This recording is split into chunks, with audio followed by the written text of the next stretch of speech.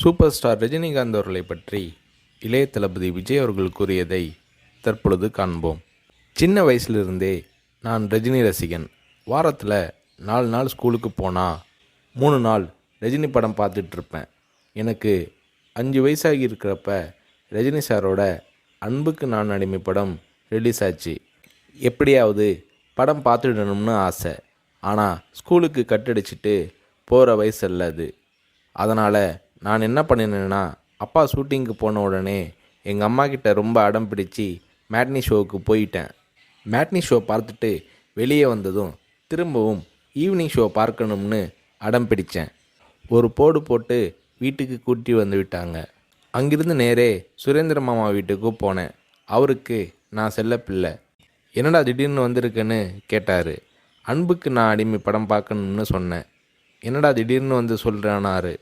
இல்லை, கண்டிப்பாக போகணும்னு சொன்னேன். சரி வா, அம்மா கிட்ட போய் சொல்லிட்டு போகலாம்னாரு.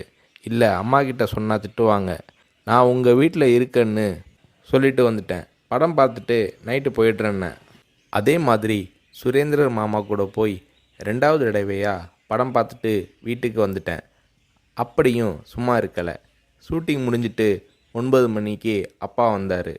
வாடா சாப்பிடலாம்னாரு. எனக்கு பசி இல்லைன்னு முகத்தை திருப்பிக்கிட்டேன். கோபமாக இருக்கிற மாதிரி நடிப்பு காட்டினேன். இல்லை, சாப்பிட்டு தான் ஆகணும். உன் ப்ராப்ளம் என்னன்னு சொல்லுனாரு. அன்புக்கு நான் அடிமைக்கு கூட்டிகிட்டு போனால் சாப்பிட்றேன்னு சொன்னேன்.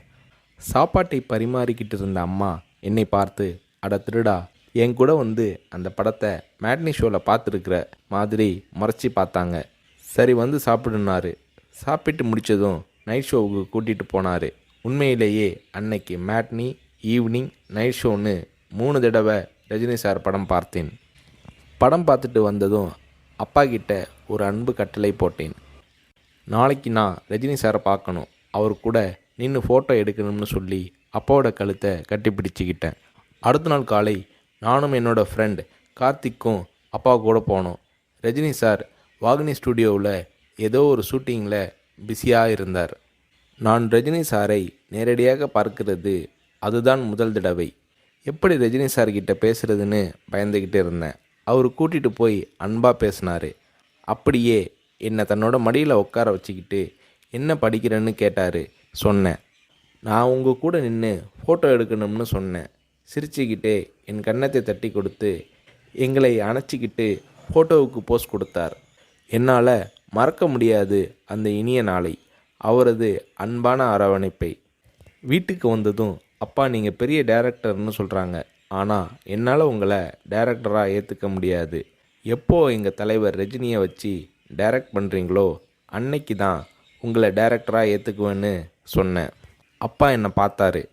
ஒரு ஹிந்தி படம் டைரக்ட் பண்ணுறதுக்காக எங்கள் அப்பா பாம்பே போனார். எனக்கு ஹாலிடேங்கிறதால நானும் அம்மாவும் கூட போயிருந்தோம். மும்பையில் இருந்த ப்ரொடியூசர் பூர்ணச்சந்திர ராவ் எங்கள் அப்பாவுக்கு ஃபோன் பண்ணி கூப்பிட்டதும் அப்பா அவரை பார்க்க போனார். வரும்போது ரொம்ப சந்தோஷமாக இருந்தார். ஹோட்டலுக்கு வந்ததும் என்னை கூப்பிட்டு, விஜய், நான் டைரக்டர் ஆயிட்டேனாரு. ரஜினி சாரை நடிக்க வச்சு டைரக்ட் பண்ண போகிறேன்னாரு. அந்த படம் தான் நான் சிகப்பு மனிதன். நீங்கள் நம்புறீங்களோ இல்லையோ, அந்த படத்தை நான் 17 தடவை பார்த்தேன். நடிக்கணும்னு ஆசைப்படுறியே, உனக்கு நடிப்பை பற்றி என்ன தெரியும்னு எங்கள் அப்பா கேட்டதும் உடனே அப்போதே ஒரு சீன் நடித்து காட்டினேன். அது என்ன சீன் தெரியுமா? அண்ணாமலை படத்தில் ரஜினி சார் பேசிய பெரிய டைலாக் சீன். நான் ரஜினி ரசிகனாக இருந்ததால் அவரோட பல வசனங்களை மனப்பாடம் பண்ணி வச்சுருந்தேன். அதில் ஒரு வசனம்தான் எனக்கு உதவியது. ரஜினி சார் சரத்பாபுவை பார்த்து தொடையில் தட்டிக்கிட்டு கோபமாக பேசுவாரே, அந்த வசனத்தை நான் பேசி நடிக்கிறத கொஞ்ச நேரம் அப்படியே கூர்ந்து கவனிச்ச எங்கள் அப்பா என்னை பக்கத்தில் கூப்பிட்டு, நாளைக்கு உனக்கு மேக்கப் டெஸ்ட் எடுக்கிறேன்னாரு.